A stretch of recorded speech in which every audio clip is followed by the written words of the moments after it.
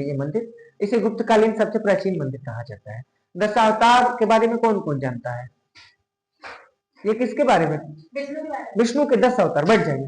विष्णु के मुख्य रूप से 10 अवतार, लेकिन विष्णु ने 24 अवतार धारण किए। कितने? 24 अवतार। अवतारवाद की धारणा कहां से आई? कभी आप लोग सोचते हैं कि अवतारवाद क्यों आया?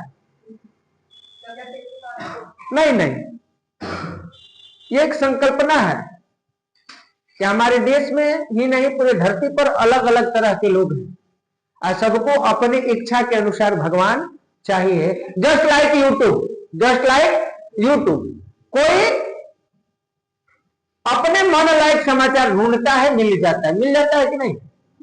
यूट्यूब पर तुम चाहो, जो चाहो वैसा समाचार उपलब्ध है, जो कहानी चाहो उपलब्ध है, जिसके बारे में चाहो उपलब्ध है, अच्छा से अच्छा, बुरा से बुरा। यूट्यूब के बारे में आप लोग कभी सोचिए, आधुनिक में मैं उसे ही ईश्वर का रूप देता हूं, सबके मनपसंद वाला। तो ये अवतारवाद जो आया है, ये मनपसंद के कारण आया है ना। किसी बुद्धि की जरूरत है तो सरस्वती गणेश की पूजा करता है, किसी पैसे की जरूरत है तो लक्ष्मी की पूजा करता है, किसी इस दुनिया से मतलब नहीं है जिसे वो विष्णु की पूजा करता है, जिसे शक्ति की जरूरत है दुर्गा हनुमान जी। इसी तरह अवतारवाद का जन्म हुआ है। इसी तरह अवतारवाद को जो किसी को नहीं मानता है, जो किसी को नहीं मानता है तो बुद्ध को मानने लगा, जो चुपचाप रहता है, शांति से जीता है तो महावीर को मानने लगा। समय के साथ इन्हें भी अवतार में परिणत कर दिया गया।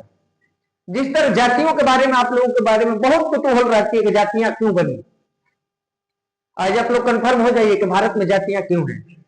और आप लोग किसी को कोसिएगा मत, अपने खानदान को गाली देना आप लोग बंद करिए।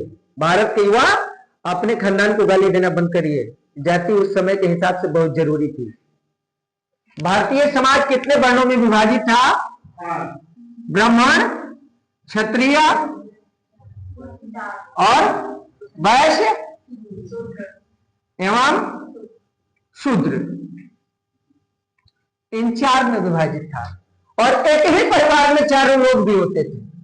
कर्म के आधार पर बांटा गया है। किस आधार पर?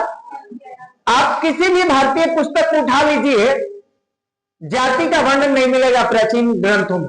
उपनिषद, अरण्यक, पुराण, वेद, आप कहीं भी जाइए, पंचम वेद है गीता, वहां भी गीता में तो स्पष्ट रूप से कहा गया है कि चारों वर्ण मैं ही हूं, कर्म के अनुसार। कर्म के अनुसार मुझे उस रूप में जाना जाता है। इंसान पैदा तो होता है मनुष्य के रूप में, लेकिन वर्ण मतलब वर्ण करना, जिसे तुम चाहते हो, जो तुम अपनाओगे।